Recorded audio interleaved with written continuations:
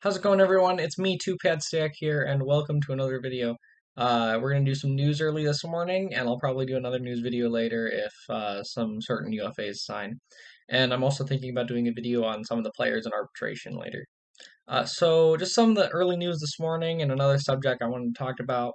So this morning, the Chicago Blackhawks signed Matthias Janmark for 1 year at $2.25 million. In 62 games this past season, he had 6 goals, 15 assists for 21 points. He is a center. Um, I think that this is a good signing for Chicago. It really helps their depth out. Matthias Janmark was on the Dallas Stars team that went to the Cup final this past year. Um, my, I think that Matthias Janmark is going to push David Kampf out of the lineup, who had 5 less points in 8 more games than Janmark this season. So I think he pushes Kampf out of the lineup. I think this is a good signing for Chicago. My only question is, well, yesterday it came out that they were tanking supposedly. So if they're tanking, why are they adding depth? Next up, Alexis Lafreniere signed his entry-level contract uh, this morning. So congratulations to him, and hopefully he has a luxurious NHL career. And he will wear the number 13 as a New York Ranger, which, that gives me another reason to root for him because, 13 is basically my lucky number. Uh, Next up, we have Tyler Toffoli signed for 4 years at $4.25 million in Montreal. This past year in LA and Vancouver, he played 62 games, had 24 goals, 20 assists for 44 points. He's a right wing, so I think that pushes Josh Anderson into a third line role if that's where he's going to play. So then on that right side, you can having Josh Anderson on your third line. That's pretty decent, and Montreal's accumulating some pretty decent depth. And now they have Jake Allen as a backup goalie to help take some games away from Carey Price to lighten his load. And they added Joel Edmondson just to help out with the defense. So, I think Montreal is improving after last year. And the last thing I wanted to cover is something that I saw on Twitter this morning about the Golden Knights not having player loyalty. Um, it's interesting to see that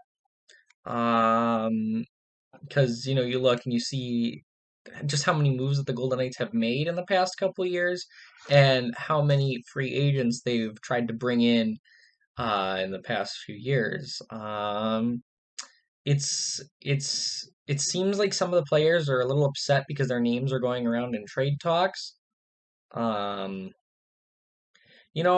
it's weird because they want to get better.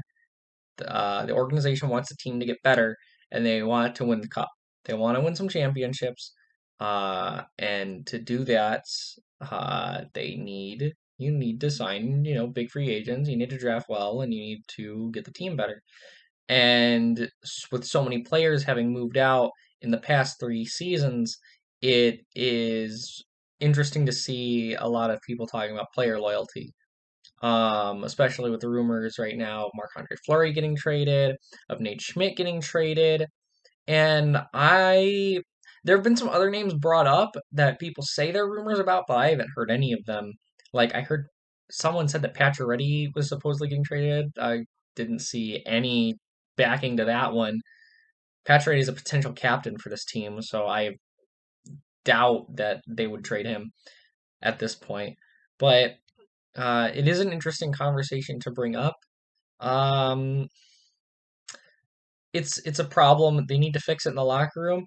Um, you know, Sinbin Vegas brought up that Gerard Gallant, the organization wasn't exactly loyal to him.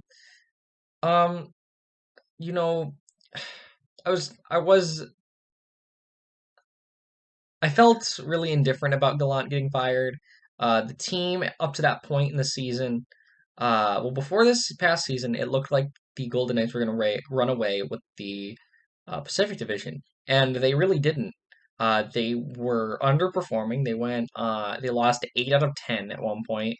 and the 6 game losing streak in there, and they were really underperforming.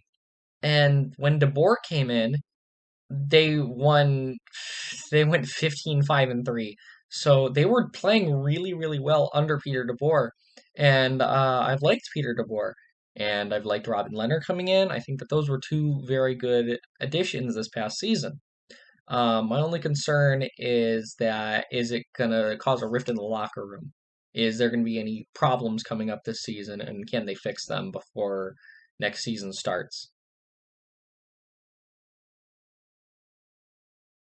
And so that's it. Later today, if any bigger free agents sign, like Petrangelo, come on, it's time to put some pen to paper. Or if any trades happen, I'll be here to report on them later on today. And I'll probably do an arbitration video today. So yeah, today's a little bit more of a busy day for me.